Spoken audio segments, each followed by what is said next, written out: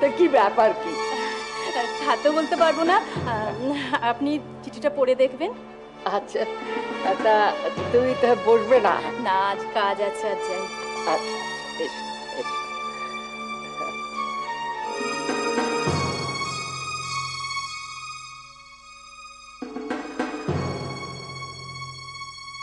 অনেকদিন পর বুড়ো বয়সে এসে সাহস করে আপনাকে এই প্রেমপত্র লেখার সাহস পেলাম। যৌবনকালটা তো বৃথাই কেটে গেল। আপনাকে ফোন করতে পারতাম, কিন্তু মনে হলো চিঠিটা অনেক বেশি আন্তরিক হবে। আমি আপনাকে একটা কথা জিজ্ঞেস করব? তার আগে আমি একটা কথা জিজ্ঞেস করব।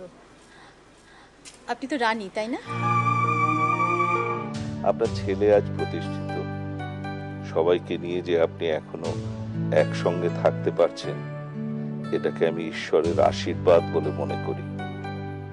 কিন্তু এই বাড়িতে আমার পরিচয় বাণী, বাণী চৌধুরী। বাবা কি জানেন যে আমি এই বাড়িতে কাজ করি? উনি কি ভাবেন, কি জানেন, তা একমাত্র উনি ছাড়া কেউ জানে না।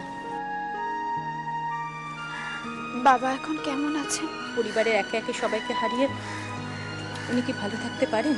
আমরা সবাই, এমনকি আমিও বাইরের লোক, সবাই আমরা অপেক্ষা করে আছি কখন ওই রাবণকে শাস্তি দেবার জন্য আপনি চৌধুরী পরিবারে আসবেন। যাব, যেতে যে আমাকে হবে।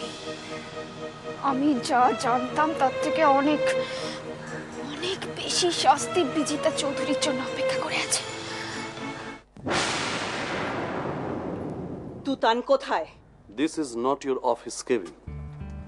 ভবিষ্যতে এখানে ঢোকার আগে আমার পারমিশন নেবে, না নিবে?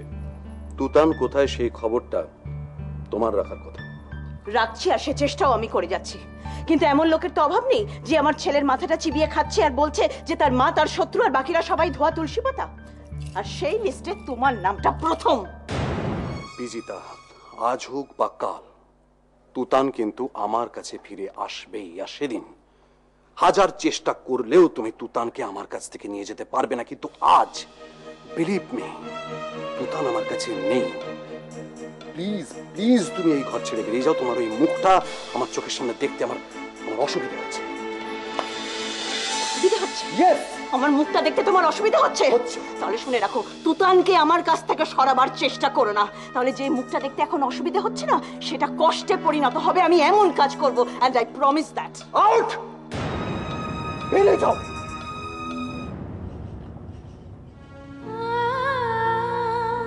এ কি? ওনার হাত থেকে রক্ত বেরোচ্ছে।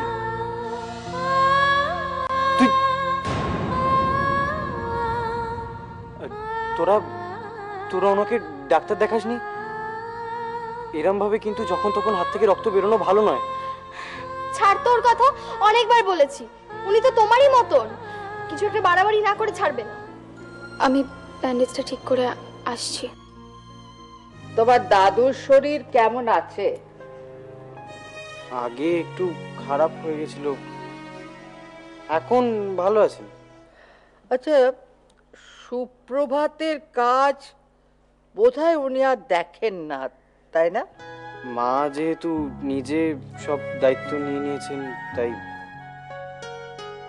নিজের হাতে নিয়ে নিয়েছেন মানে বিক্রম দা ওর হাতে নিজে দিয়ে দেননি?